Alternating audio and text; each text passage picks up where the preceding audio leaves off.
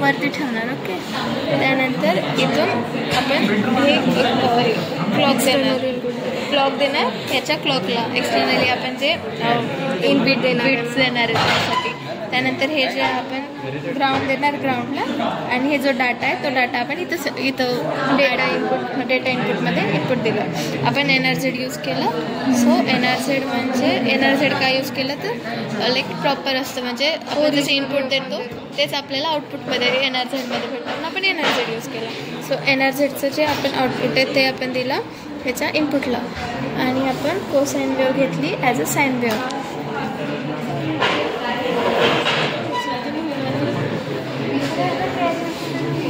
ठीक आहे. कॅरियर. हां. देन आपण याचं आउटपुट पाहिलं. सो आउटपुट हे वालं त्याचं आउटपुट नाही चॅनल 1 हे आपण इनपुट दिलं. हे आपलं आउटपुट आलं आहे ज्यामध्ये की जे 1 असतं त्यासाठी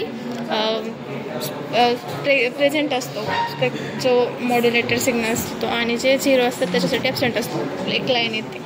ठीक आहे. सो आणि त्यानंतर आपण डिमॉड्युलेशन करण्यासाठी डिमोड करताना आपण काय केलं याचं जे आउटपुट आहे मॉड्युलेशनचं ते आपण दिलं डिमोडच्या इनपुटला डिमॉड्युलेटरच्या ASK डिमॉड्युलेटरच्या त्याचा आउटपुट घेतला आहे आपण ते दिलं लो पास फिल्टरला ज्याच्यामध्ये आपण हायर फ्रिक्वेन्सी म्हणजे लोअर फ्रिक्वेन्सी पास करतो हायर फ्रिक्वेन्सी कट करतो आणि त्याचं आपण इनपुट दिलं आहे कंपॅरेटरला. कंपॅरेटरचं आउटपुट म्हणजे आपल्याला ओरिजिनल सिग्नल भेटतो जो की हा सिग्नल भेटला. ठीक आहे. आणि त्याचा आपण स्पेक्ट्रम पाहिला. ओके.